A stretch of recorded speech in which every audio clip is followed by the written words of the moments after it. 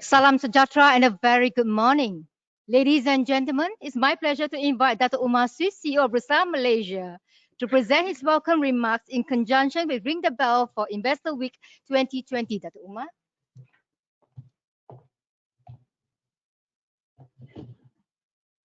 Very good morning and a warm welcome.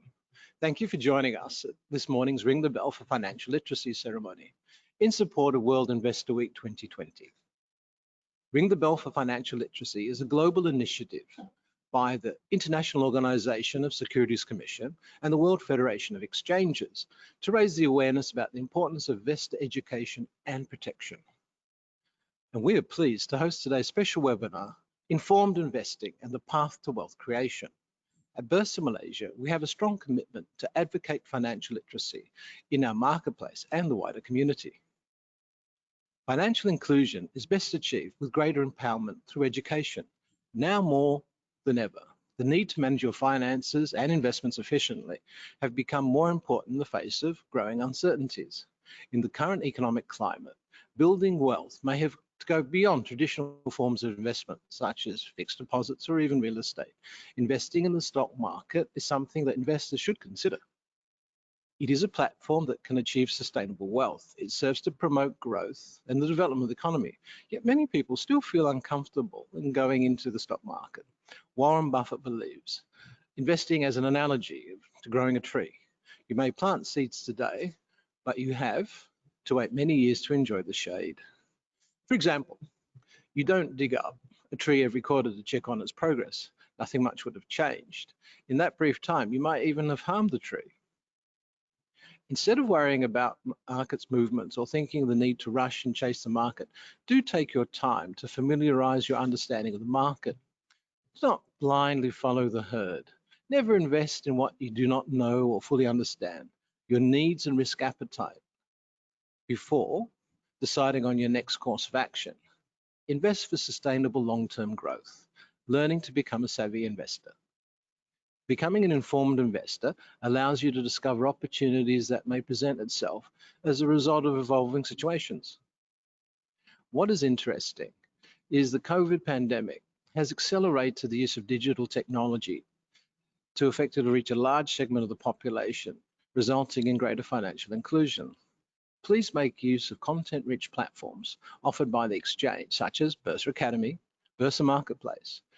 Bursa Academy caters to investors at all levels and allows you to learn at your own pace, whether it's equity, derivatives, or Islamic markets. This year, given the challenges posed by the pandemic, we've converted all our education efforts into a digital format. We are facilitating webinars that can help you gain a better understanding of investing until mid-2020. Finally, in conjunction with World Investor Week 2020, the Securities Commission will once again host Invest Smart Fest from the 23rd to the 25th of October this month. Held virtually, Invest Smart Fest theme, Silap Labor, Do It Lebur, will feature various talks and panel discussions by leading industry experts who will share insights on the capital market and investment opportunities. The three-day event will also showcase products and service offered by the capital market, including stocks, unit trusts, and even P2P financing and digital assets. To know more, you can visit InvestSmartFest website, www.investsmartsc.my. And on that note, ladies and gentlemen, I wish you a very productive session. Thank you very much.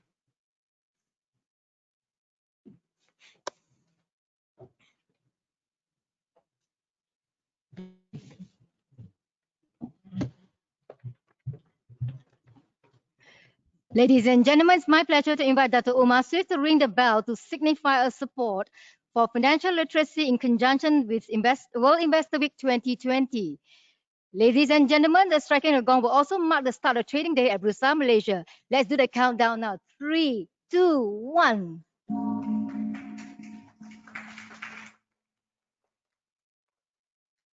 Thank you very much, Dr. Umar Swift. Ladies and gentlemen, it's now my pleasure to hand over to Mr. Shane Chu to proceed with the event proper. Thank you. Have a pleasant day ahead.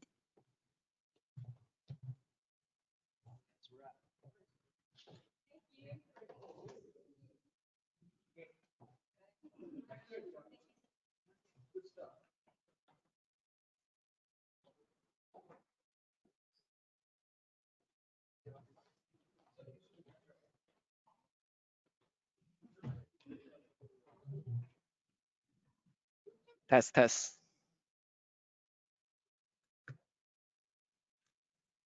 Test. All right, so that was Dr. Umar Swift, the CEO of Bursa Malaysia, that gave an opening remark.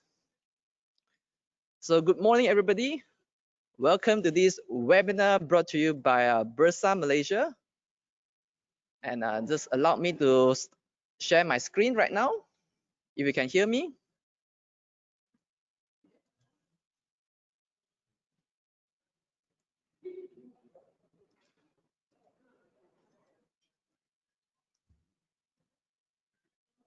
All right.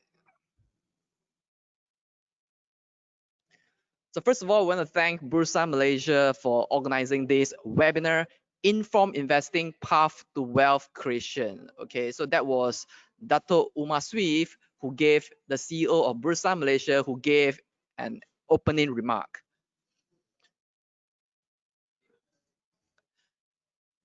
So today we are very excited to be speaking on this topic called Informed Investing Path to Wealth Creation. I'm sure for those of you who are tuning in online right now, could you just say hi? Could you just say hi to us and also tell me where you are logging in from? Okay, let me know in this early morning where you are logging in from.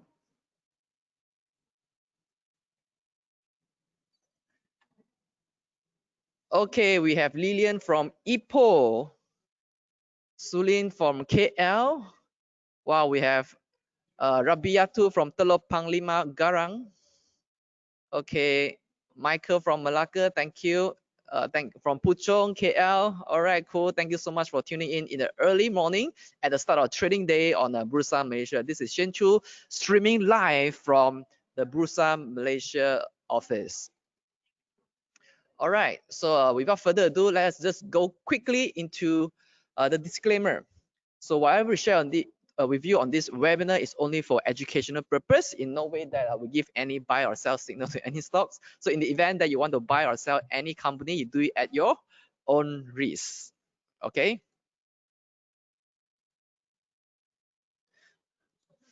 So allow me to briefly introduce myself. My name is Shen Chu. If you have followed our Bursa webinar for a while, you'll notice that I am the moderator for this webinar. But today, I'm going to speak on this topic called Informed Investing Path to Wealth Creation. I'm a financial speaker, trader, and investor with 10 years of experience trading and investing in local and international stocks, ETF, and currency. I'm also a certified professional trainer by IPMA UK. As a speaker, I speak regularly for Bursa Young Investor Education Seminars, investment banks, and technical charting companies. I also design and conduct stock simulation games and workshops for Bursa Malaysia nationwide. And today I've trained over 10,000 individuals in stock investment. I'm also a frequently invited guest speaker for over 20 universities nationwide to teach investment. And currently I was invited quite regularly on City Plus FM to comment on the market. So that is a little bit about myself. And are you ready to get started with what we're going to do today? So today we are going to talk about the common mistakes of retail investors. What are the 10 mistakes that retail investors always make? And secondly, we're going to talk about target setting to achieve your own investment goal, because different individual has a different investment objective. So today we're going to talk about how you can set target to achieve your own investment goal. And thirdly, we are going to talk about the habits and traits of an informed investor. Okay, so long that we adopt these habits and traits, then we'll be able to build sustainable wealth through the capital market. And fourth, we are going to talk about some of the tips and techniques when it comes to managing your emotion when investing. All right, so are you ready to get started? All right, now, just as you heard from the CEO of Bursa Malaysia, who talked about avoiding herd mentality, so that the reason Bursa Malaysia organized this webinar for you is because we want to encourage the retail investor public to be able to make independent judgment, but not just hear from what people say. So we need to learn how to avoid the herd mentality, but have independent judgment, so we'll be able to make a good judgment. Because what your friends tell you, what's the tips that you hear from, may not be able to to consistently help you to make money, because some people just hear the rumor, and some rumor, when it is spread spread long enough, it become, you know, believable. So for us as a retail investor, we need to know how we can read, able to dissect financial reports and understand the news, understand the facts that were released by the listed companies, and be able to make independent judgment without just purely or blindly relying on your friends' tips. Now, as you know, our life revolve around stock market. Okay, if you look around ourselves, okay, we see that you know, we have you know, every day when we wake up in the morning, we will have, you know, maybe use listed company product. For example, you wake up in the morning, you switch off the aircon. It probably is a Panasonic aircon. Panasonic is also listed on Bursa Malaysia, and then you switch off Panasonic aircon, and also your alarm rang. Okay, it could be an iPhone. And iPhone, we have a lot of listed companies that supply the modules or the chip to the iPhone maker. And then we go to work, we drive our car. Our car probably manufactured from publicly listed companies, and we eat, or we probably take our breakfast, we drink Milo. These are all our listed company product. We make a call. These are all telco listed companies. So our life revolves around listed companies. So instead of becoming a consumer, why don't we also think along becoming an investor? Now, as many of you, I'm sure that many of you here have already started investing in the stock market. So you will have known many listed companies that you may be a consumer of, right?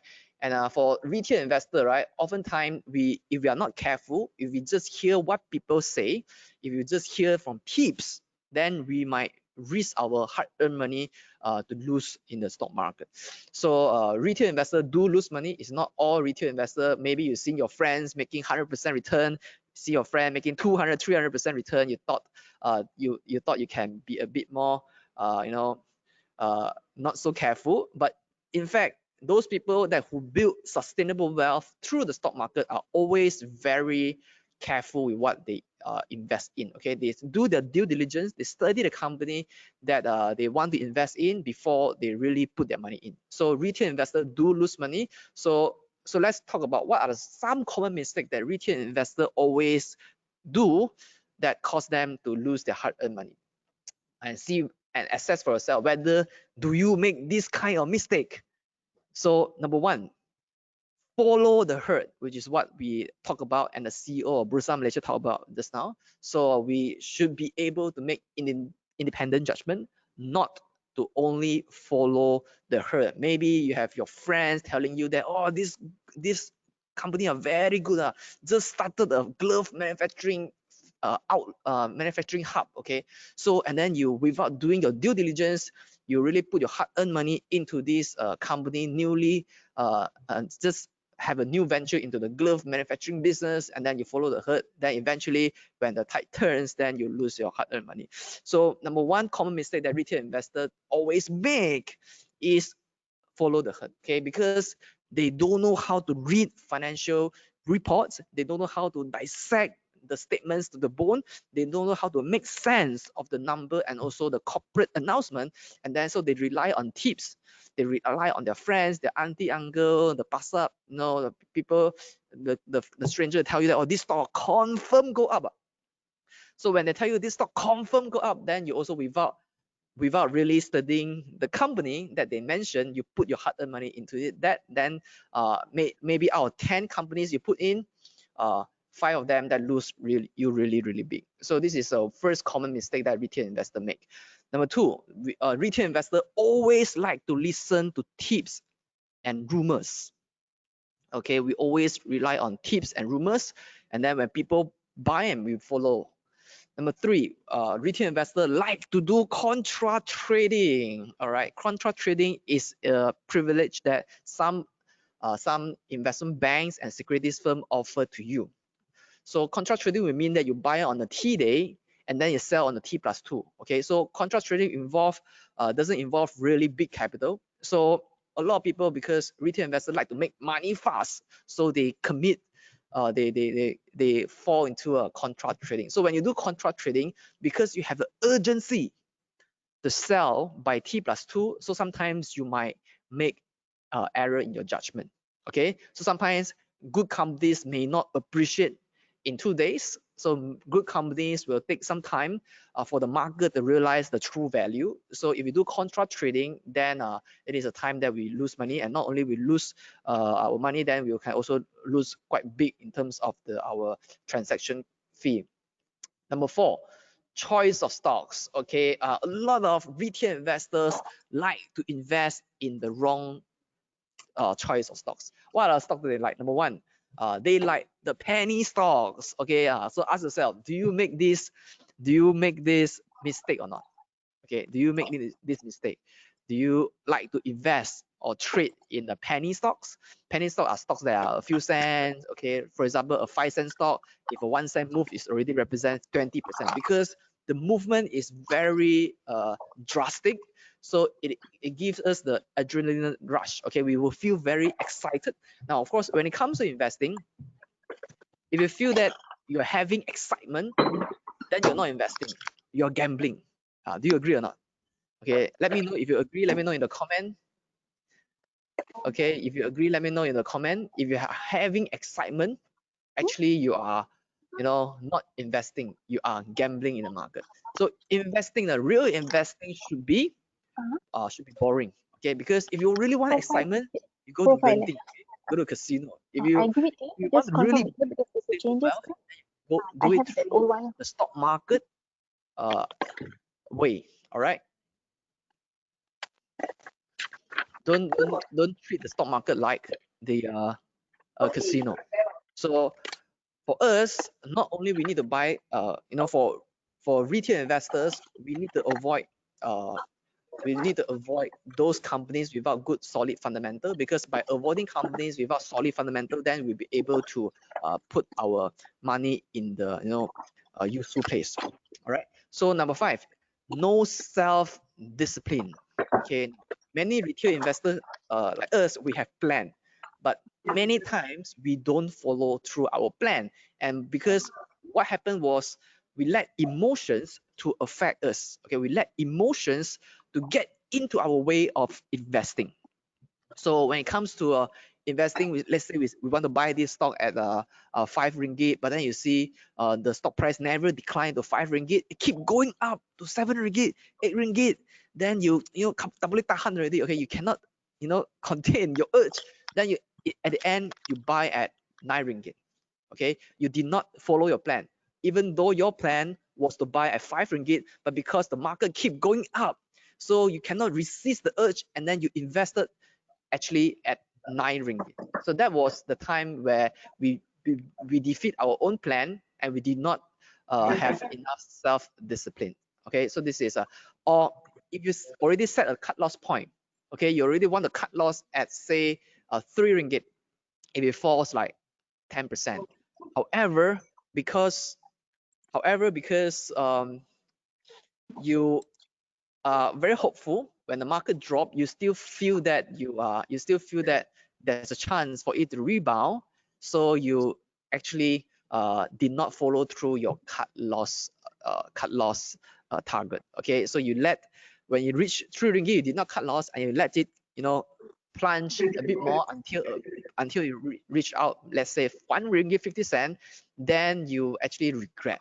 Okay, you should, when will you cut loss? You will only when you're hopeless, then you cut loss. All right, so that's what retail investors always do. Okay, so no has self-discipline to stick to the trading plan.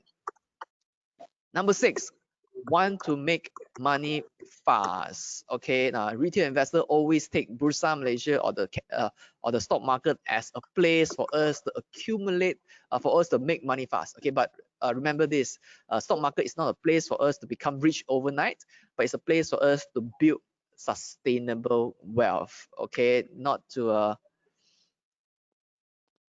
okay, I heard that there's some background noise.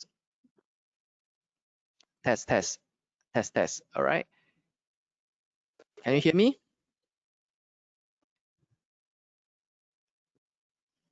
There's some background noise. Okay, is the background noise still persist right now?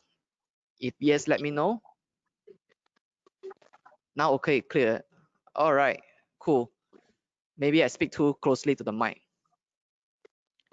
All right, thank you so much for your feedback. So yeah, retail investor always want to make money fast from the stock market. Okay, they always treat the stock market like a place. They always treat stock market like a place. Then oh,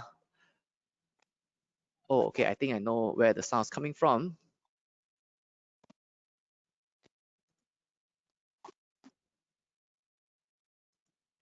All right, so let me proceed. I think I've just okay, I just muted the other person.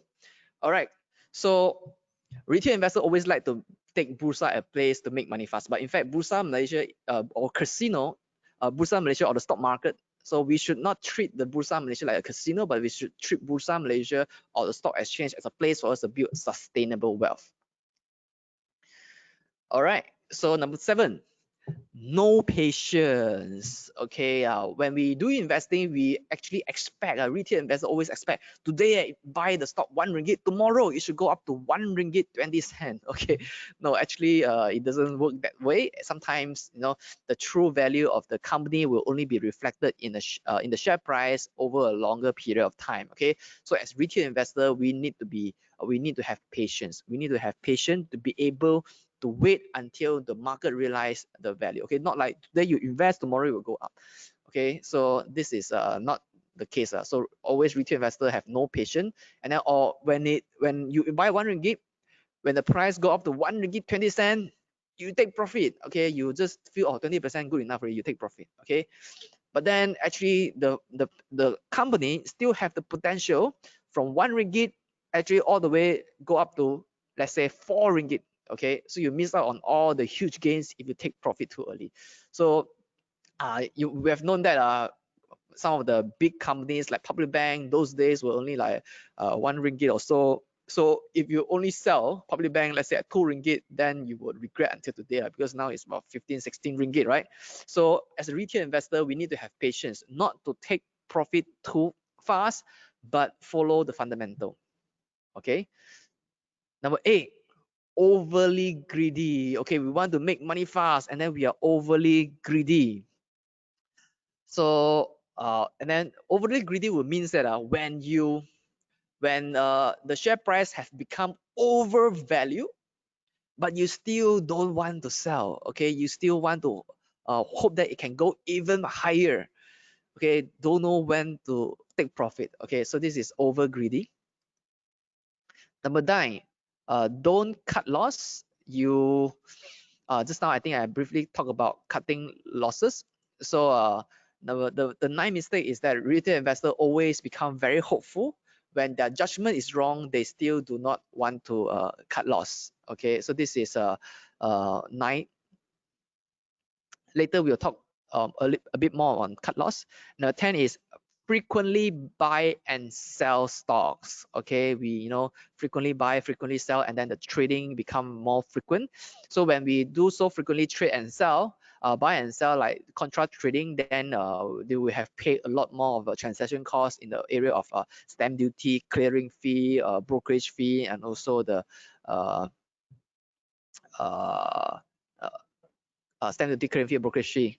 Okay, and also SST. Okay, one more is SST. So these are the 10 common mistake of retail investors. Okay, so we like to follow the herd.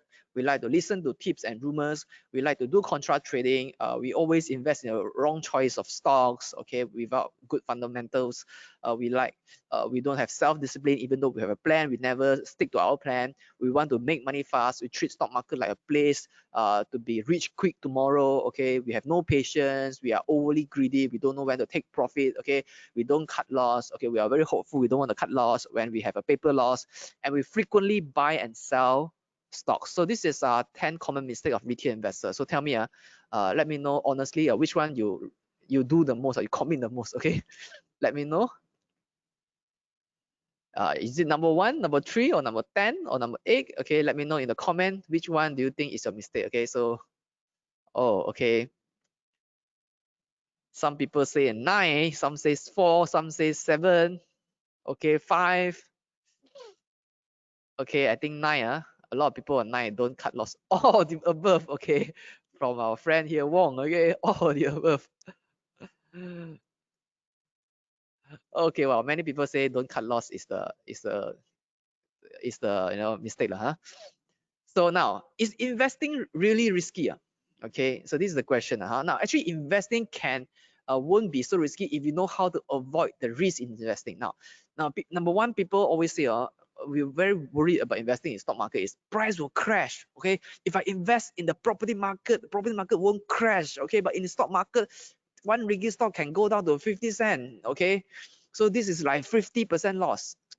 Okay, so this is one concern in the stock market, but actually we can avoid this risk by solution. What is the solution? We avoid the bad companies. We only invest in companies that have good fundamentals. Okay, so we only avoid companies that are strong, they are growing their profit, that has good liquidity, that have a good solvency, uh, low debt, and then they give high dividend yields. Then if you follow all these criteria, you will avoid bad companies. When you avoid the bad companies, then you'll be able to avoid all this volatility in the stock price. So that is number one. So number two, volatile. Okay, some of you feel that stock investing is very volatile. So our solution is we do diversification. Okay, so you won't see that if you your whole portfolio is only invested into one or two stocks, then you will see a drastic change in terms of your paper gain and paper loss. So what we can do is we diversify. So when we diversify, we reduce our risk and we can get a more stable return from the stock market. Number three, people feel that the management can trust one man. Okay, so sometimes they cook the book. Okay, so what is the solution? The solution is we have to select the management with integrity, who looks after the minority shareholders. There are a number of companies who really display high level of ethics and integrity when it comes to the business dealing. So what we need to do is select to really know who are the management behind the companies. We must study the board of management, board of directors, the key management, the senior management, and see whether they have been making wise business decisions or not in managing the company. So pick the one. So if you are invited to the AGM, at least attend the AGM. Okay, make time. Okay, maybe take a late day off. Okay, to attend the AGM. Okay, I sometimes drive all the way down. Okay, just to meet to attend the AGM and see what the management says. So when you are actually seeing sometimes when you see people eye to eye, right? Then you'll be able to know whether this guy is a crook or not. Okay, so when when you're able to meet somebody, you see them eye to eye, then you know that, oh, this guy can trust, this guy cannot trust. Okay, so we have instinct, right? So the least you can do is to at least attend the general meetings or the AGM to see who are the employees that you hire. Okay, you get what I mean? Because as the shareholder, you're like officially the owner of the company, one of the owners of the company, so you must know who are the management and who are actually drawing salary from the company and who are managing that. Do they have integrity or not? So what happens when you find that the management that you invest in do not have integrity? What do you do? You just sell the company. Okay, you just sell the shares the next day and then don't hold on anymore. So because the management is very powerful, okay, a management can really turn around the company if they really have a solid plan. But the management can also sink the company if they have they don't display the highest standard of ethics and integrity. They receive kickbacks. Okay, they involve in corrupted practices. So these are the risks that we can avoid by selecting management with integrity. Number four, don't have first-hand information. Okay, so what is our solution? Pay attention to corporate news and operating environment. Attend AGM. Now, this is the truth. The truth is that always the management have the first-hand information. Okay, the people inside the company have a first-hand information. As a public investor ourselves, we may not have a first-hand information. So what we can do here is to follow closely with the corporate developments, with the corporate news, and also the operating landscape for that company. Okay, and also attend AGM so we can know what is the outlook of the company, what the management feel about the company. So when they when they feel that the company outlook is not so good, they may use a term like, the operating landscape remain challenging. Okay, so when they say challenging, so you must know that it won't be a smooth sailing for that business. Okay, so we have to always pay attention. Okay, if you're reading newspaper, always focus more on the business segment. So you can read more on business news on The Age, okay, on the Starbees and so on. So this is the place where we can get updated corporate information. And of course, go to Bursa Malaysia listed company announcement segment, so you can read up the relevant corporate announcement released by the company. Okay. Number 5, investor always find that investing is very one of the risks is speculative. Okay, so what is our solution? We don't speculate, but we invest in the stock market.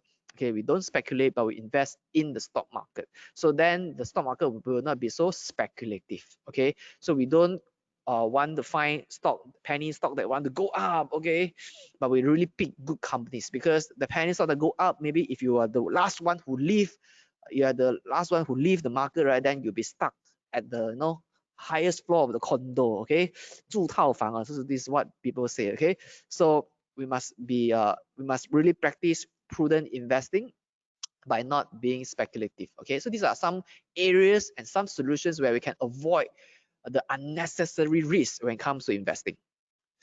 Now, so how much returns should we target as a retail investor? So now for target setting, right, every one of us is different. Okay, because each one of us have a different lifestyle, and each one of us have a different desire in life. So we must set a target that is reasonable. Okay, so number 1, the first step to set target is you must know what is your beginning capital for investment. Okay, you must know how much is your beginning capital for investment. So if you know that right now you have let's say you have 50,000 to start investing, then you know my beginning value is 50,000. Or if you are just a newbie, your early 20s, then maybe your capital is not so huge, so you might imagine as maybe 5,000. Okay, for your capital investment. So number 1 step, determine how much capital you have for investing. Number 2, you must think about your desired lifestyle in the future, your family plannings, and your children educations, your retirement, and all the things you love to do that will cost a huge sum of money, and estimate how much those will cost you. So this is the second question that you need to ask yourself. So ask about what kind of lifestyle you want to live in the future. Okay, so do you want to send your children to a boarding school, or to a prestigious university overseas, and then when you retire, what kind of lifestyle you want to maintain, what are things that you would love to buy and you love to do, how frequent you want to travel in a year, and estimate how much you need. So for example, you will need that you want to retire at retire in let's say in Penang. Okay, so you want to buy a house in Penang, so estimate like how much that house will cost you. So just have an ending value. Okay, if you think that to live comfortably after retirement, I need 5 million. Okay, this is maybe this too much for some of you. Maybe you'll just say that I need 2 million. Okay, just estimate. Let's say right now you have 50,000 to start, and then by the time you retire, you need to save 2 million to maintain your lifestyle. Okay, so that is your ending value. Then third is you need to determine how many years you have to accumulate that amount of money. Okay, but of course also set aside some money for maintenance of health when you are towards the retirement age. Maybe you have more your body is not as fit as those days, so also set aside some money for health. So right now, let's say you are 30 years old, and then you want to retire at let's say 55. So you have 25 years to accumulate 2 million out of a 50,000 kind of capital. So when you have a beginning value and the ending value, then you will know how much you can estimate how much annual return you need to enable you to live your desired lifestyle. Okay, so so this is one thing. So you can use compound annual growth rate calculator for you to know that this is the kind of return you need to get in a year. So if let's say let me see. So one of the example, let me show you one example you can go to is the find compound annual growth rate calculator.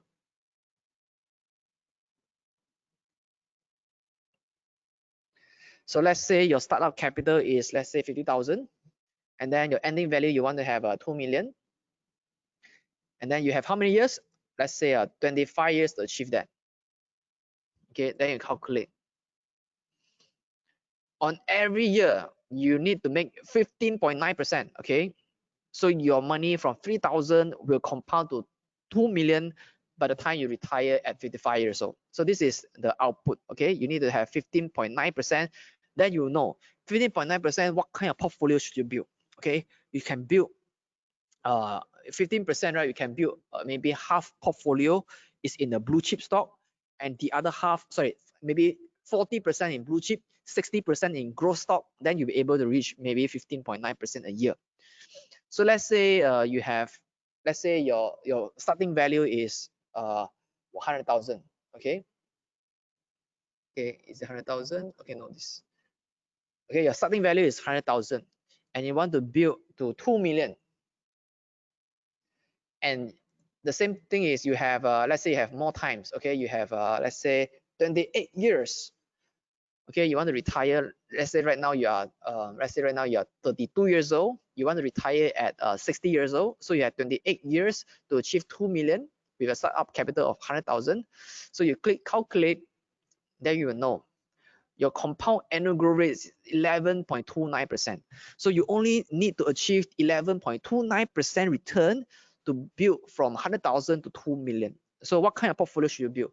If 11% is even easier, you can invest more. Let's say 70% of your stock is in blue chip stocks such as a Public Bank, Maybank, or Tenaga, or all the blue chip Top Glove. Okay, and then the other 30% could be put in the growth stock. Okay, it could be a growth stock, could be like Penta Master, okay, Franken, or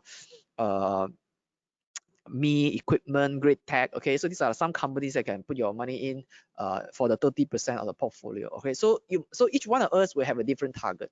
So what I want to challenge you to do is to think about how much capital you have right now and how much you would need to live your desired lifestyle post retirement, and then you know how much longer you have to accumulate that amount. Then you calculate how much return you get. Now hopefully it is still within a reasonable and achievable range. So if you let's say you have 2,000 right now, you want to accumulate to 5 million in, let's say 5 years, then of course your return on investment will be really huge.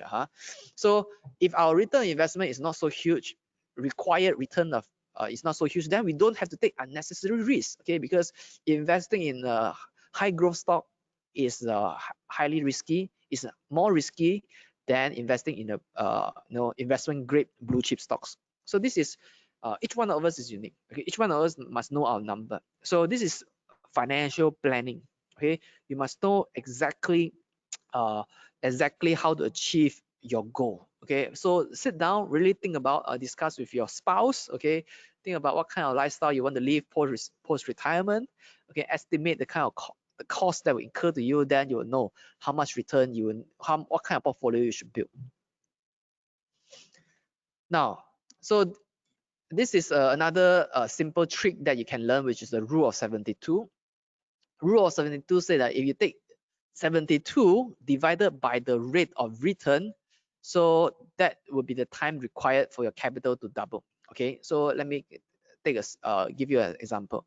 So for you to double your money in 10 years, how much return you need? Okay, you need 7.2%. So if every year your portfolio generate you 7.2% return a year, then in 10 years you'll be able to double your money. So that means let's say you put in 50,000, in 10 years you become 100,000, right? But 7.2% maybe is a little bit low, You may want to target higher. So if you want to double your money in 5 years, then the rule of 70 will tell you that you your return will be 14.4%. So you'll be able to double your money every 5 years. So what are the habits and traits of an informed investor? Okay, so trait number 1 is informed investor don't blindly listen to tips. Now, informed investor always want to do our due diligence on tips. Now, in the market, we are never short of tips. Okay, there are a lot of people who tell you what to buy. Okay, and of course, especially for me, my circle of friends, right, always talk about stocks. So I always hear this guy say, that guy say, this stock can, this stock cannot. And of course, people also ask me what stock can buy. Okay, so I am, we are never short of tips. So what we need to do is don't blindly listen to tips. Okay, every time, even if I have friends or trusted remisers who tell me to can look into which stock. Okay, so what we need to do is to do your due diligence. So sometimes your remiser will, you will seek your remiser advice, and then your remiser will give you some advice or give you some tips. Okay, so what you need to do is just don't blindly follow the tips. So what you need to do is whatever stock that he or she mentioned, we need to really do our due diligence. Okay, we need to study. Okay, study what is the company. So one mistake that people always make is they don't even know what company they invest in. Okay, or they buy this stock. Oh, okay, I buy Great Tech. So what Great Tech do, I don't know. Okay, for example. Okay, so you don't know what business the company invested is involved in. So for retail investor, we always need to know what business we invest in. Okay, because when we know the business, what business is in, so we know what are the risks that can affect that particular sector. So wherever your friends or wherever you heard some people talking about this stock, confirm go up. Okay, confirm go up. You also don't want to blindly follow. So sometimes people say confirm go up, then you all in. Okay. Okay. Recently, I think I heard this term called "hut gao yi" or something like this. Okay. So don't really want to put all your egg into one basket. Okay. So when you heard somebody mentioning about some stock, must remember, study the company. Okay, every time my friend tell me, I also study the company, see whether I agree with their judgment or not. If you agree with the judgment, then maybe you feel that, okay, well, it's worth the risk, then you put your money in. So that's number 1. Don't blindly listen to tips, but always do your due diligence on tips. So this is habit number 1. Habit number 2, don't borrow to invest. Okay, we must always invest with the amount that you can afford to lose, because if we invest with the amount that we cannot afford to lose, then we will be very emotional when it comes to getting the market volatility. Okay, so every time, let's say this is a very important money to us. Okay, let's say this 100,000 is what you need for the down payment for the house that you want to buy, for example. Okay, or 50,000 is the amount that you need to put down for your down payment. But however, you are greedy, you want to earn more, so you put this 50,000, which was supposed to be a down payment for your house, in the market. So every time the market move, right, you'll be, oh shit, I actually don't have the I really don't have the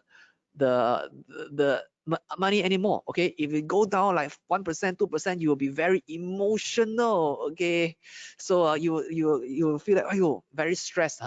So when you invest with the money that you cannot afford to lose, right, so you will be very emotional.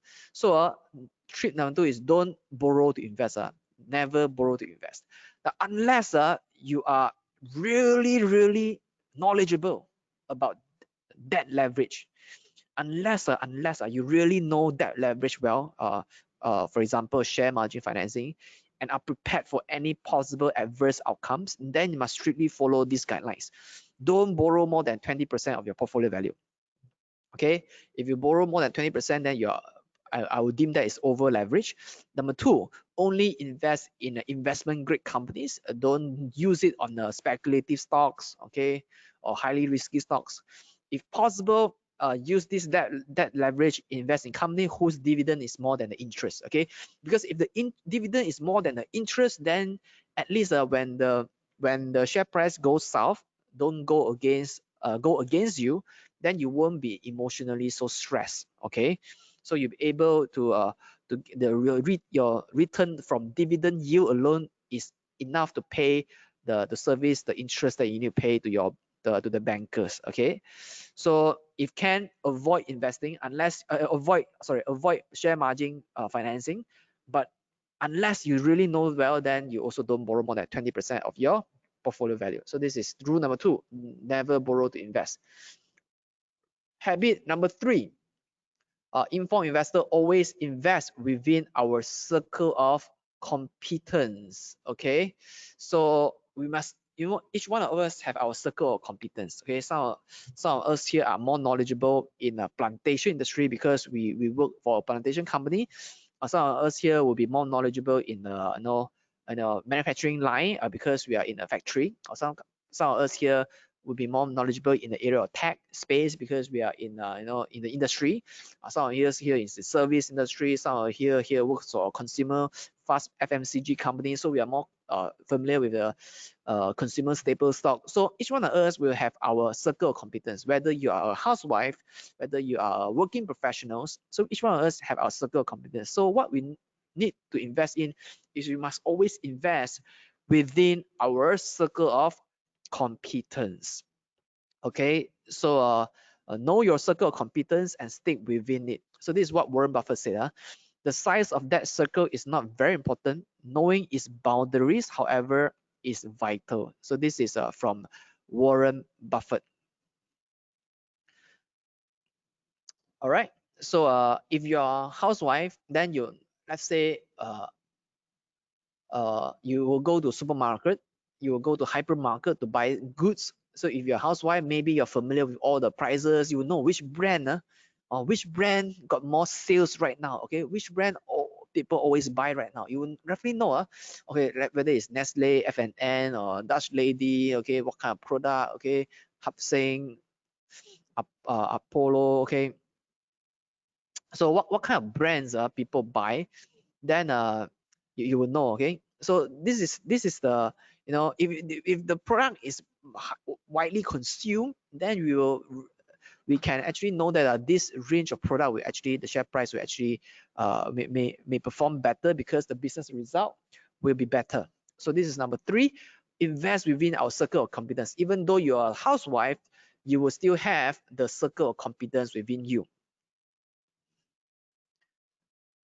Habit number 4, don't buy loss-making companies. Okay, so don't invest in consistently loss-making companies, no matter how cheap they are, unless the company is in a real turnaround state. Okay, now investing in loss-making companies really involve, having better skill, because loss-making companies, even though they are cheap, but they could be cheaper. Okay, cheap companies can become cheaper. Okay, don't think cheap companies can only go up. Okay, you buy into a company that's 10 cents, they may become 8 cents tomorrow. They may become 8 cents tomorrow, then you lose 20%.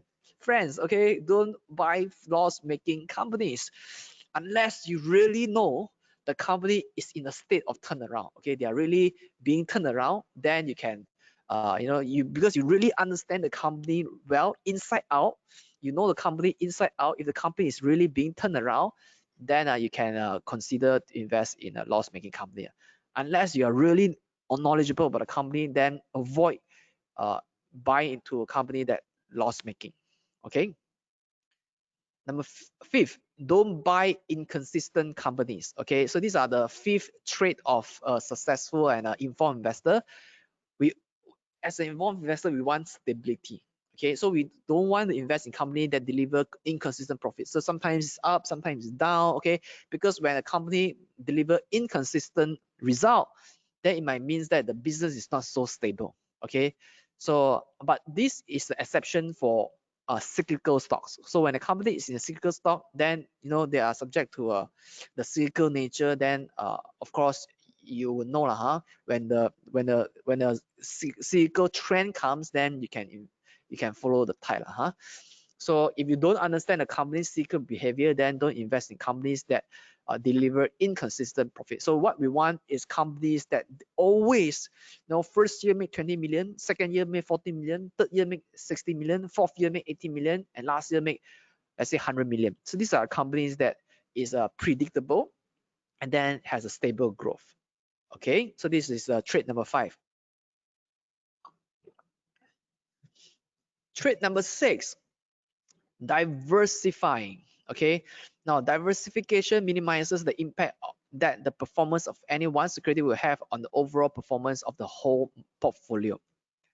Okay, so many people here like to all in one stock. Okay, now this is a a grave mistake. Okay, of course, all in will really make you give you huge return if you got it right, but it can also deliver you huge losses if you got it if the market go against you. So all in is a very dangerous thing. I think all of you here would know the word all in, okay, or sai lang. Okay, so this is the something that we want to avoid. Now, because investment carry risk, so to reduce our risk, one thing we can do is we must diversify, because diversification minimizes the impact of the performance of any security have on our overall performance of the whole portfolio. So when we diversify, then we'll be able to achieve consistent return. Okay, if we don't diversify, then you will see that your portfolio return is first year, let's say 60% gain, second year maybe lost 30%, next year make 40%, the following year lose 50%. So you can achieve this kind of inconsistency. So when we diversify, then our portfolio gain will become more stable. Then we'll be able to build a sustainable wealth through the stock market. Trait number 7, cut loss. Okay, so now when a successful investor or informed investor know when to cut loss. So when knowing that a cut loss is painful, but actually it's also a necessary move. Okay, so we must learn how to cut loss. And just now, when I ask you what kind of mistake you make the most, so many people will admit that it's cutting loss. Always don't want to cut loss, because cut loss is painful. Do you agree? Cut loss is painful, because if you don't cut loss, right, what do you have? You have hope, right? Okay, when you don't cut loss, you have hope, because you can still hope that the market will turn around, and then you will have paper gain one day. If you cut loss, you realize a loss, and that is painful. You see that actually your portfolio is actually gone maybe 5,000 ringgit. Okay, when you cut loss, okay, or gone 1,000 ringgit. That could be your 1 week salary. So cutting loss could be painful, but actually it is necessary. Okay, it's necessary when what? Number 1, the company growth outlook has changed. Okay, so when you notice that the company growth outlook has changed, then you need to cut loss. So they are no longer as bright as it projected to you last time when you invested in. So you need to cut loss. Okay, when you realize you have made a wrong judgment of a company, so maybe you feel that, okay, this one the demand for the product and services will go up, but after 2 quarters you still feel that actually no, the result decline, or maybe they are changing a business environment. When there's a changing business environment, then you will notice that you make a wrong judgment, then you should cut loss. Number 3, the company records a quarterly loss, and for the reason that had caused a quarterly loss will continue to dampen the stock. So when a company records a quarterly loss, then and then you notice that this reason will still be here for some time, then you don't cut loss. So you have to cut loss. Okay, so what we want to avoid is avoid being hopeful to the stock. Okay, hope that the company, you pray the company will still come back. The thing is of course we need to be each one of us have the religion that we believe in, but don't try to be over religious in the stock market, because the stock market, right, is it doesn't work that way. Okay, don't be hopeful and always pray that your stock will come back. Okay, when you make a wrong judgment, just cut loss. Okay, so what are some of the cut loss principles? Number 1, we don't need to be right all the time. Okay, we want to be profitable. Okay, you don't want to show to your friends that every time I invest, I confirm make money one. Okay, even the world's most successful investor will also make mistakes. Okay, like Warren Buffett will also make mistake at time. Okay, like recently Warren Buffett sold the airline stock. Now, why sold airline stock? Because Warren Buffett realized that the outlook for airline stock have changed. So Warren Buffett, sell all the stocks. So when the outlook has changed, Warren Buffett, even the world most successful investor, will know how to switch their portfolio. Okay, so you don't need to be right all the time. You want to be profitable. To be profitable, you need to cut loss. So, like having building a portfolio of stocks is like building, if you love football, building a good football team. Okay, so sometimes if a player underperform, you want to replace your player. You get what I mean? It's like building any sport team. Okay, if the player underperform that day, maybe they got maybe that day they are sick, they are ill, then you replace them with another player. So when the player is feedback, then you can also replace, you can also reinvest into the company. So you don't need to be right all the time. You want to be profitable. To be profitable, you need to cut loss on the companies that outlook has changed, or you realize that you have made the wrong judgment. Number two, don't be emotionally attached to your stocks. Okay, fall in love with the number, not the company. Okay, just because not just because you have invested in a company long enough, if the company outlook has changed, right, don't fall in love with them. Just get out. Okay, because emotion cloud your judgment and make cut loss harder. Number three, you should manage your portfolio like how you should manage a company. A company is supposed to make money, so make sure that your portfolio does the same. Make sure your portfolio also makes money. Okay, so if if let's say you have a few divisions in the company, if you notice that this one division is always loss making, then you may want to terminate that business division. So the same for your portfolio. If your one of the stock is always consistently underperform, then you want to cut loss. Okay, and switch the company the money to another company that's performing. Now, cutting loss can be painful as you realize loss, but if you don't cut loss, not only you will incur possibly more paper loss, but also incur opportunity costs. So for this stock, let's say you allocate 10,000 into this stock. Okay, if the stock underperform, okay, it lose money. Okay, from 10,000 go down to 9,000, go down to 8,000, go down to 7,000, and then you're hopeful, you still don't want to cut loss. You hold on to that stocks. Okay, you hold on to that stock. Then you see that another company appreciating. Actually, had you switch your portfolio from stock A to stock B, which is from stock A, which is underperforming, to stock B, which is performing, then you have broken even, or you have been profitable. Okay, so if you don't cut loss, you will only have paper loss. Okay, now some people really invest in what structured products. Okay, like structured warrants, and when they are wrong, they just be hopeful. They hold, and then as the warrant run out, the time value of money runs out. Then when the warrant expire, then let's say they invest 10,000 into this warrant, become worthless, become zero. Okay, if you cut loss, maybe you walk away with 5,000. Your 10,000 become 5,000. If you still hopeful, hold it until the expiry, then you walk away with zero. You lose your entire amount of capital invested in warrant. So this is one mistake that investor make.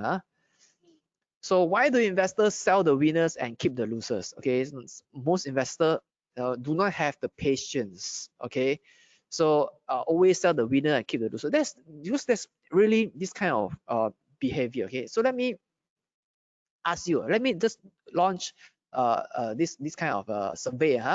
Now, which one will you choose? Have a chance of winning 1,000. Sorry, have a 50% chance of winning 1,000 and 50% chance of winning nothing. A. B is sure win 500.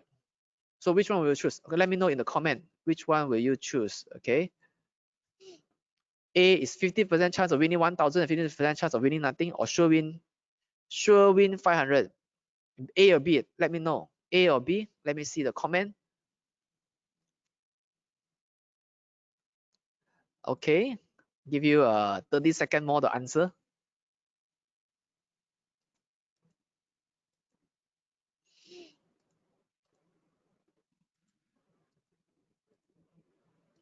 All right, we have many people who pick B. Okay.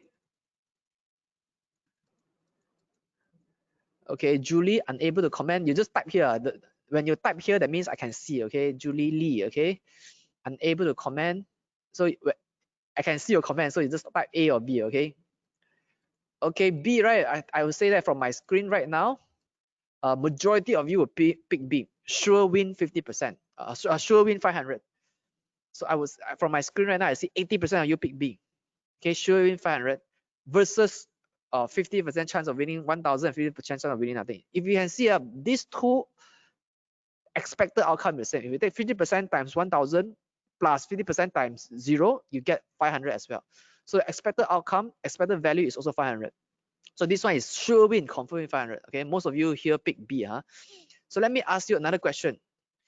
Which one will you choose? Okay, A, have a 50% chance of losing 1,000 and 50% chance of losing nothing, versus B, sure lose 500. Okay, which one will you choose? Okay, 50% chance of losing 1,000, 50% chance of losing nothing, or confirm lose 500. Okay, A or B? This is a second question. A or B? Okay, let me know. Wow. Okay, from my screen right now, many of you pick A, 50-50. Okay, some pick B. Okay, from my screen right now. All right, interesting. So many of you pick A. Consistent, Norman. Thank you so much. All right.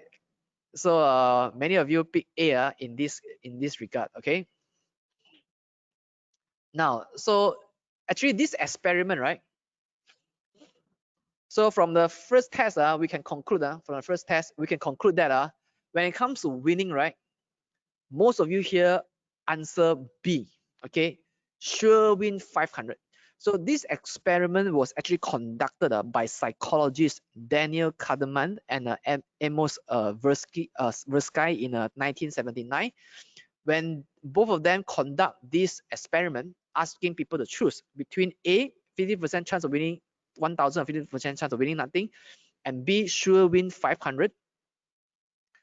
Most of them pick B. Okay, when it comes to winning, right, most people are risk aversion bias. Okay, people tend to overweigh options that are certain and are risk averse for gain. So when it comes to winning, right, more people will sure win 500.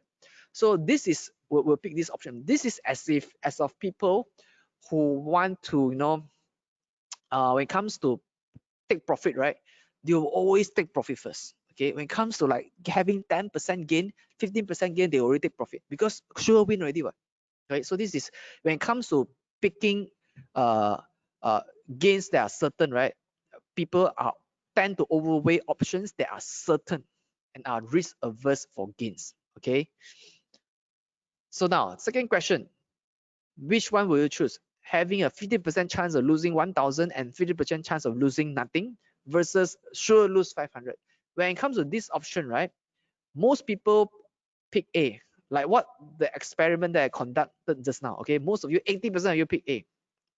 Okay, so this is also the same result that it conducted in 1979. Because why?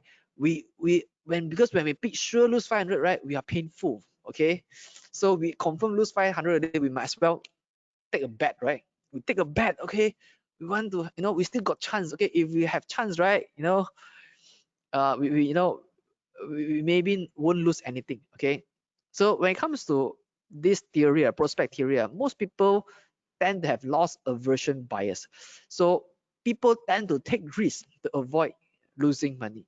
Okay, very true, right? Okay, like the experiment I do just now, a moment ago, most of you pick A for the second question.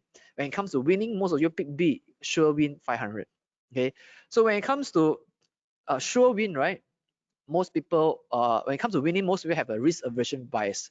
Okay, when it comes to losing, most people have loss aversion bias. So people tend to take risks to avoid losing money. That's why we always see people sell the winner and keep the loser. If you look at the retail investor portfolio, what you will notice that most of them have a portfolio, let's say 6 stock, 5 stock is in red color, 1 stock is in green color. You know why? Because they don't cut loss. Okay, they don't cut loss. Okay, when it comes to losing, right, they want to keep the loser, because keeping the loser, right, they still have hope. They still have hope that it can be turned around one day. Okay, so that's why people tend to take risks to avoid losing money. But if you look at portfolio of successful investor like Warren Buffett, do you think Warren Buffett portfolio is green or red? Obviously it's green, right? Because when it comes to picking stock that he feels is wrong, he has made a wrong judgment, then he cut loss. Okay, he switched the company to a profitable, to a company that overperform. Okay, that perform. Okay, so what we need to do is to follow. Okay, we want to do the inverse. Okay, we want to keep the winners and sell the losers. We don't want to sell the winners and keep the losers. Does it make sense to you? If it makes sense, okay, let me know yes in the comment so I know that it makes sense.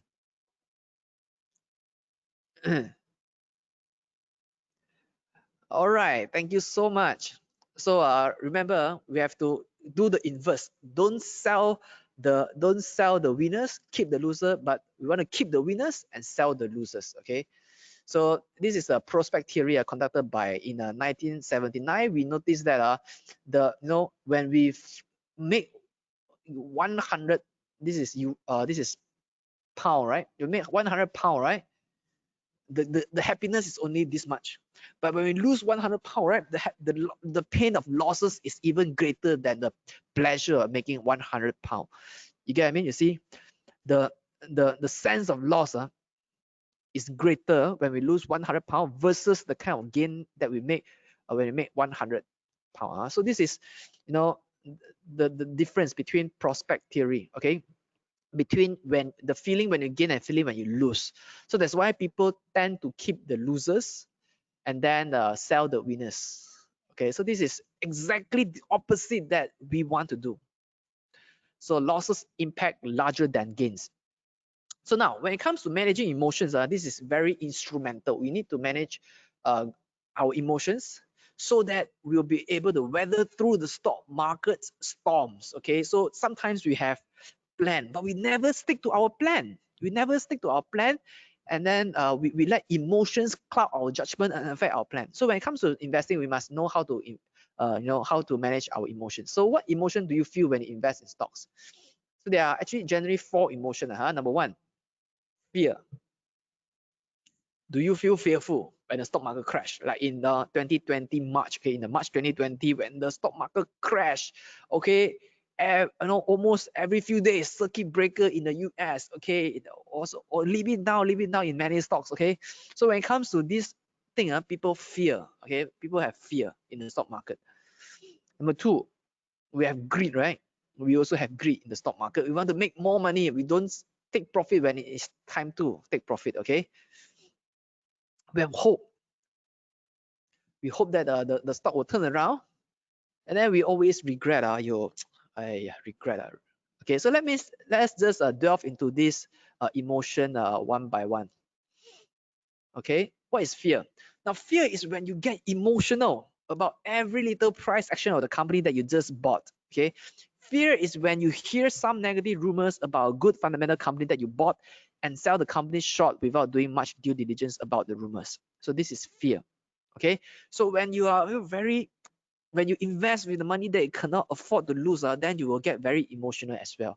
So if you're very worried, whether tomorrow it will go down or not, okay, you're very worried at night, you cannot sleep well because you heard your friends say, okay, now the now the ASP is going down, okay, so you're very fear, okay, for example, okay, so you cannot sleep at night. So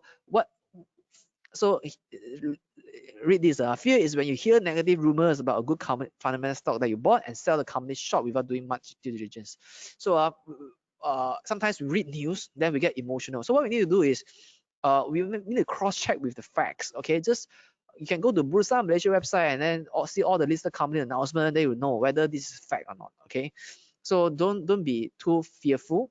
Okay, so long that when we buy into a good fundamental company, then just believe in your judgment. Okay, everything you do must be based on fact, not based on emotion.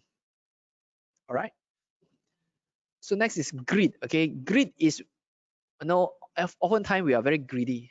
Okay, oftentimes we're very greedy. Okay, when we see the stock price go up, right, what we do, we don't, if the stock price has become overvalued already, and what do we do? Instead of taking profit, we top up. Okay, so this is greedy. Okay, so and then you actually buy more at the peak, so when it go down, you actually lose money. So this is greed. So when you buy, let's say, for example, you buy into a company, share price is 1 ringgit 40 cent, the EPS is 20 cent, so the PE is 7. So when the share price increase to 3 ringgit 40 cent, when there's no increment in EPS, but you don't sell because you still want to earn more, so that's greed. You get what I mean? So when the PE, when the valuation of the company has become overvalued, but you don't sell, you still hold on, okay, because you want to earn more. Okay, when you will sell, you only sell when it break even. When you count down more, and then you sell. So this is when people, you know, people are overly greedy. So what you need to do is, you know, everything must be based on fundamental. That's what, at least what I practice. Okay, so when the fundamental, when the stock become overvalued, so that's when we need to take profit. Okay, don't be greedy and hold on to the stock. Now, hope is when you realize you have made a wrong judgment about a company or a company's fundamental deteriorates, but you still hold on to your paper losses, waiting for it to turn around one day. So this is hopeful, huh?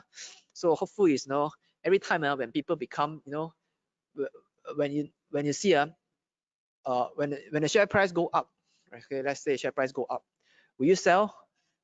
Maybe you say you go up some more. Okay, let's say you buy a 10 ringgit. Initial you feel that when the price go to 15 ringgit, it is overvalued. You want to sell at 15 ringgit. So when the price go to 15 ringgit, you tell yourself that, okay, never mind. I will wait until it become, I will sell when it go up higher to 16 ringgit, you will sell. So this is being greedy. It never stick to your plan. So when the stock go to 15 ringgit 98 cent, it comes down. Okay, then it go all the way to 13 ringgit. Will you sell? You won't, right? Because at 15 ringgit you did not sell. Will you sell? You sell at 13 ringgit, you look very stupid, right? So you won't sell at 13 ringgit, because at 15 ringgit you never sell at 13 ringgit, you look very stupid. So you won't sell at 13 ringgit. So it come down to 11 ringgit. Will you sell? You're still with profit because you bought at 10 ringgit. Will you sell at 11 ringgit? You also won't, because at 15 ringgit you never sell, at 13 ringgit you never sell. Will you sell at 11 ringgit? You also won't sell at 11 ringgit because you will look stupid. So when you go down to 10 ringgit, will you sell?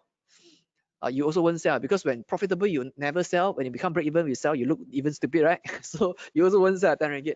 When you go down 8 ringgit, will you sell? Or that time you will become hope already. You also won't sell, because at profitable level you don't sell, at break even you won't sell, at loss making you sell, you also won't sell. So it go down some more. Okay, go down some more from 8 ringgit to 6 ringgit, 4 ringgit. At 4 ringgit, during this time, right, from the process from 10 ringgit go down to 8 ringgit, go down to 7 ringgit, this is the time where most people will pray. Okay, they're hopeful. Okay, when you see that suddenly a lot of people go to the religious places, like temples, okay, or go to the mosque, right? You know, stock market crash is coming already, because suddenly everybody is spiritually connected to God. Okay, this okay, so of course this is a joke. So when everybody become hopeful, one need to turn around. So this is, you know, the time where the stock market is bad. So you also won't sell. So when you will sell, you will sell at, let's say, 3 ringgit, 2 ringgit. This is when you're really hopeless already. You sell. After you sell at 2 ringgit, share price rebound to 10 ringgit. Okay, so then you want to kill yourself. Oh, okay, why I made this mistake? Okay, so this is what happened. The emotions. Okay. Now, hope is when you invest in companies without doing much due diligence, merely hoping that the lady luck is with you. You hope that the stock price will recover back from loss-making positions, and when you are in profit, you hope that it will run even further. So this is greed and hope together.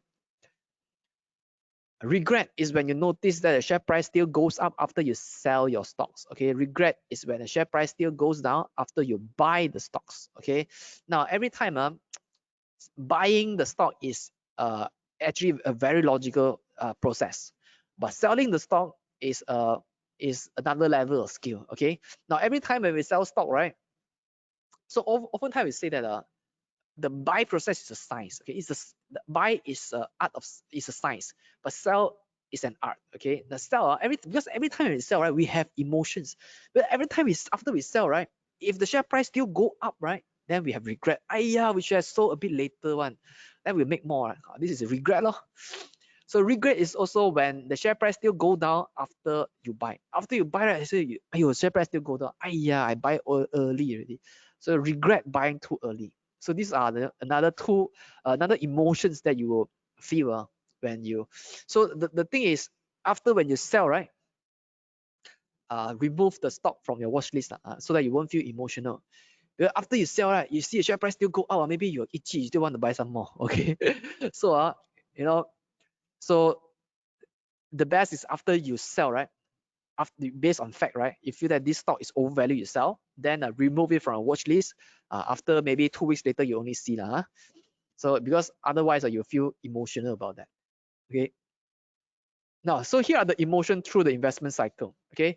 Now, initially, this is very common. Okay, you will see that. Okay, wait, this is a uptrend. It's uptrend. Okay, you say that it's uptrend. I will go in when it goes up a bit more. So when it go up a bit more, you say no more waiting here. Here I come. Okay, you buy here. After you buy, right, the price go down. Then you say, oh yeah, should have waited a while more. You regret buying too early. Then when the share price recover, you say, yeah, you are making money. Then at this point, you haven't take profit yet. Then it comes down. It's a correction period. Okay, let me put more now. Okay, then at this stage whereby the price is lower than your purchase price, I will sell off when it break even. Okay, then it come down some more. Side, I'm stuck. Okay, you're stuck here already. And come down some more. Gosh, I'm leaving. Okay, at this point, you are at this period is where you are still hopeful. You hope that it will turn around. At this point, it's devastation already. Okay, at this point, you're actually hopeless already. Okay, you're already depressed in the depression state. So you say, all right, I cut loss already. This is probably you lost maybe 60%. Okay. Then after that, go down some more, you say, wow, hang, okay, luckily I sold off early, okay. Then after that, it go up, you say, oh, yeah, some window dressing. Come down, you say, oh, yeah, I told you so. Then it go back up, you say, is this serious? Oh, go back up, market is crazy again. This is it, I knew it, I'm coming in again. So you see, when you're following this emotion, right, you always buy high, sell low. You always buy high and sell low, okay. So one thing we can do is, we have to have an investment plan. You must have an investment plan and tell you where we let facts become our guiding beacon in the world of investing. Okay, when we will know that, this stock, let's say you study the company, so that this stock actually the value is 2 ringgit. I want to buy it at 1 ringgit 50 cent. So the plan is to buy 1 ringgit 50 cent. Only buy when the stock price go to 1 ringgit 50 cent. So you stick to your plan. You say this stock is overvalued when it becomes 4 ringgit. Okay, you want to sell at 4 ringgit. So your selling plan is 4 ringgit and stick to that. So one trick to overcome the emotions is to have an investing plan. Okay, everything based on plan facts. Okay, don't based on emotions, because emotions will cloud our judgment. So managing your emotions, you have to have emotional detachment when it comes to investing. We need to be disciplined and follow your investment plan. You need to have discipline. Don't invest with the money that you can't afford to lose, because when you invest with the money that you can't afford to lose, you will get very emotional, because this could be a money that you need to save for your down payment for a house. This could be money that you save for your children education. This could be money that you want to save for your retirement funds. But when you invest in this money that you cannot afford to lose, then every day you'll be very emotional as you glue your eyes to the stock market price movement. 3, don't chase the price, because if you miss a price, let it be. Opportunities are everywhere. Okay, move on to a new company or wait for the price to come back down. Chasing the price is a symptom of greed. Okay, so this is some tips when it comes to managing emotion. So remember, no matter how good you are, there will be stocks that you will lose money on in the short term. So have faith in the judgment and keep holding on. The key is to make losses small part of your portfolio and profits big part of your portfolio. Losses are just costs to make profit, just like managing a business. When you manage a business, you still have costs, right? You have your variable costs and your fixed costs. So these are just so managing a portfolio, you still have some stock that will lose money. Okay, so just remember, losses are just costs of running a business. Okay, so the key is to make your losses small part of portfolio and profit big part of your portfolio. So when it comes to investing, when you make money, is like you are like this. When you lose money, you're like this. Then you are not on track to successful investing. You're on track to successful investing when you make money, your facial expression is like this. When you lose money, your facial expression is also like this. Okay, so this is when you're on track to successful investing. All right, so it means that you have no emotions. Okay, make money, you're like that. Lose money, you're like that. It's not like when you make money, you say, okay, like I belanja, okay, I treat you, okay. When you make money, wow, you eat, you eat buffet, okay, you spend lavishly, and then when you lose money, right, you become very depressed. So this is not, a trait of a good investor. Okay, an informed investor is when you lose money, no emotion. When you make money, also no emotion. Okay, so this is on track to successful investing. All right, so I'm done with this segment. Informed investing path to wealth creation. Okay, now if any question you want to ask me, you will be you can type in the Q&A box. I'll be able to address your questions. So right now we still have about slightly more than 10 minutes. Okay, sorry, slightly more than 15 minutes to answer question.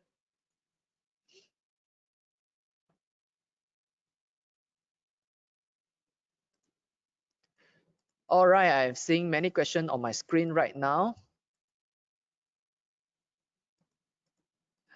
Wow, many people say that sounds like your experience. Okay. All right. Yeah. So this is what retail investor always feel, huh? Will there be a replay as you need to go to work? Yes, there will be a replay recording sent to you tomorrow. What is an investment grade company? So this is asked by Izudin. Thank you so much for the questions. What is an investment grade company? Investment grade company is a company that we classify as a blue chip. Okay. Now, blue chip companies, investment grade companies are companies that have a historical track record of running the business. They have a proven business model. They have a large customer base. They have a solid distribution channels. They have a strong track record of making operating profit from the business. So these are the investment grade companies. Okay, companies that have solid fundamental, they have growth prospect, and they are stable. So these are what we call an investment grade company.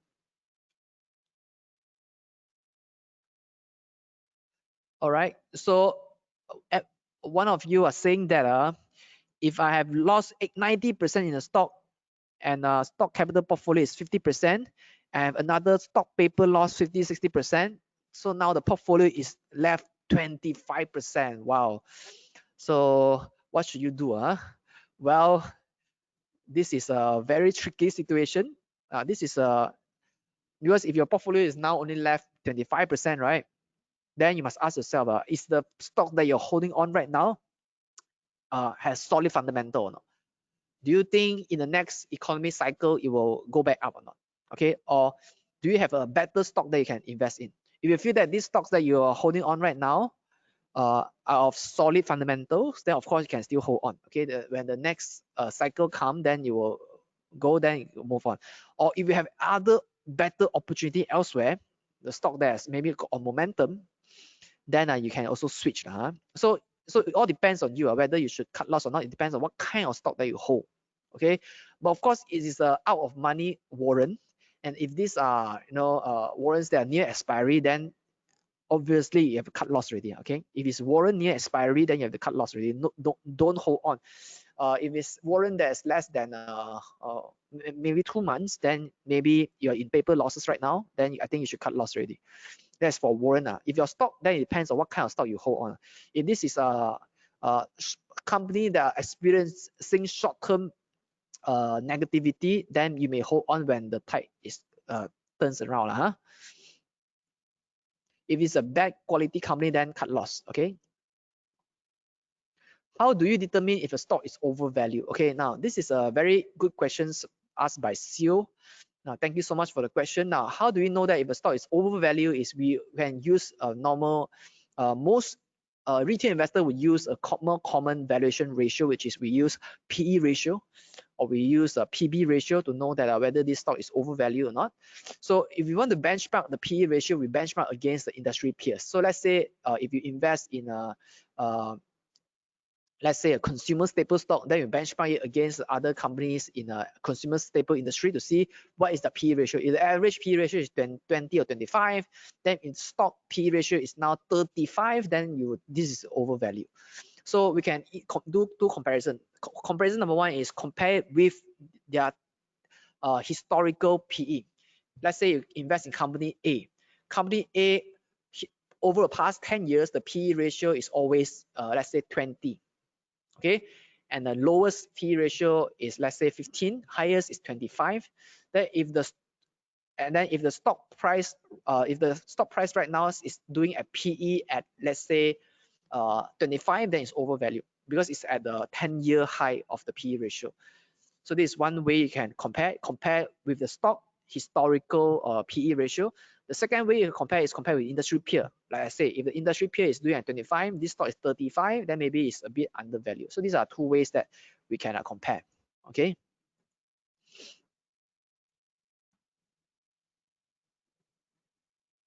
All right. So let me see the next question.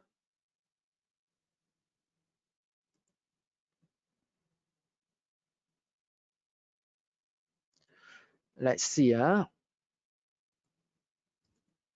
What do you think about the Malaysian market right now, given the uncertainties in the political situation? Wow, this is about market outlook. Yeah, I think we are still above the 1,500 points. Today I didn't see because I started the webinar at 9 o'clock, so I did not see the market performance as of now. But since I Bursa Malaysia, later I just check what is the point. But I would think that the uncertainty is still there, given that the political situation is still unstable with the rising COVID-19 cases. So as of the moment, I think I would advise investor to not be aggressive, but stay on a defensive mode.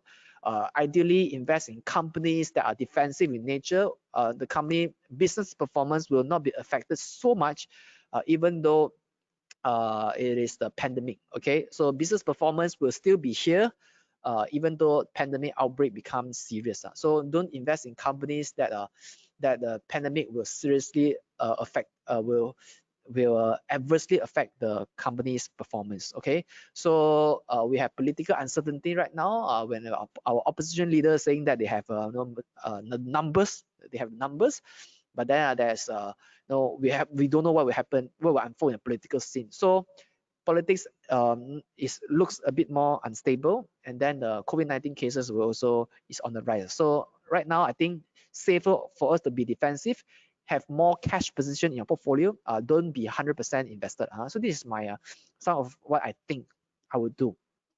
Okay. So next question. For startup capital, if you are a beginner, right? Let me read your question. If I understand correctly, if you have a small startup capital, which asset class or type of stocks that you should invest in? Okay. Now, if you are a new beginner and have a small capital, then for you to build confidence, then you can probably look at income stock or blue chip stock or defensive stock. Okay, income stock are stocks that give high dividend yield. Okay, so for example, Bursa Malaysia is a company that give high dividend yield. You can invest in Bursa Malaysia or invest in Amway, also give high dividend yield, for example. But REITs, I'm saying company that declare high dividend yield, REITs. Okay, also maybe Maybank also give quite high dividend yield, or even though maybe temporarily may not give so high dividend yield for the moment for the bank. So you can look into all high dividend yield stocks. So this is number one for beginner investor. Buy into real estate investment trusts or stocks that give high dividend yield, so that when the share price go against you, then you will still be you won't still feel fearful about that, because you still receive passive income, right? So number two is buy into defensive stock. When you buy into defensive stock, right, good time, bad time, the business performance will still be there. For example, it could be utility companies, consumer staple company, or even healthcare company, because good time, bad time, people still need a healthcare. People still need to buy, do grocery shopping. People still need to use electricity. Okay, so these are defensive company. Good time, bad time, the business performance will still be there. So these are second type of classification of stock that I can go into. The third is probably blue chip company, because these are investment grade companies, they already have a long track record of history of operating profit, then you can also invest in. So these are, you know, stocks that are, you know, more stable. Okay, usually big cap lah. If you are a new investor, you can invest in this company. Focus on the big cap. Don't focus on the small cap, or don't focus on the growth stock from the ACE market. Okay, so if you ask me, I think for a new investor, right, slowly build your confidence through a safer stock and build a stability first. What if the company is high dividend yield, but the company profit is on downtrend? Should we continue hold? This is by Evelyn. This is also another good question. Now, personally, right, of course, I'm talking about personal. Personally, if the company have a high dividend yield, but the profit is on a downtrend, I won't hold. Okay, this is probably the case for, let's say, Amway. You know, company profit, performance not so good, but then the yield is okay. So I personally would not hold on to this company, because to me, capital gain is equally important. When the company profit decline, right, it is a symptom that this company may not be so profitable, because everything that is reflected from the financial statements can tell you what is going on with the business. Okay, it means that they could have a higher operating cost, or their sales also decline. So if the company is on a profits on downtrend, but the dividend yield is still okay, personally I won't hold on. Personally I won't hold on. Okay. So Victor asked me, what is the best investment strategy that works well for you over your investment period? Well, I maintain quite a balanced portfolio. Okay, personally, I am still a bit young. Okay, so I have most of my stocks are in growth stocks. Okay, I have 70% in growth stock, 30% in more stable stocks. That's for me, So I would want to, because I'm still young, I want to deliver a higher return to my portfolio. So for me, I go after all the high growth counters. Most of my portfolio are in high growth counter. Well, 30% is for stability. Okay, going into companies that deliver that will stabilize my portfolio performance. So that is my portfolio composition, and my strategy is always go after undervalued stock, and also high growth stock, but it is not over expensive. I go after high growth stock, but they are not overly expensive. High growth stock that are doing at fair valuation. If I buy into high growth stock, I won't expect it to be undervalued, but I want it to be fairly valued. I don't want to buy into high growth stock that are overvalued. So that's my strategy. When I go after high growth stock, I look at stock that are growth stock that are fairly valued. It may not need to be undervalued, but so long as fairly valued, but every quarter the earnings still support, then it go up. For undervalued stock, for stability, I will go after undervalued stock that are trading below their book value, stock that are trading below their average PE ratio. So that is my investment strategy. All right. So I guess this is time for us, to call it a day. All right. So let me tell you more about our next webinar. But don't worry, tonight I will also see you. But of course, tonight I'm not the speaker. Okay, tonight we'll be doing a topic on asas pelaburan saham in Bahasa Melayu. So this is done tonight, 8:30 to 10 o'clock. We'll be featuring a speaker to talk about this session. Okay, so just a moment. Let me copy the link for you. Okay. I was just putting the registration link into the chat box. Okay, if you want to join our webinar tonight on asas pelaburan saham, then you can register for the link is just shared through the chat box, so you can just quickly click the link and register for our next webinar. All right, so I want to thank all of you here for spending your precious morning with us this morning in conjunction to the World Investor Week. Bursa Malaysia has already rung the bell, okay, to signify the opening of the market today. So we want to thank Bursa Malaysia for doing this webinar segment. I want to thank the CEO of Bursa Malaysia, Dr. Omar Swift, for delivering an opening remark prior to this the start of this webinar. Okay, so with that, thank you everybody for tuning in to this webinar. I hope that today you walk away with some valuable tips. Okay, today is not a heavy topic. Today is more on mindset change, and also some of the emotional techniques, and also some of the common mistakes. So you walk away with some of these techniques, and know that do your own self-assessment. What kind of mistake do you make in your investment journey, and how you can avoid making this mistake again. So with that, see you all tonight. All right, this is Shen Chu signing off. Bye bye.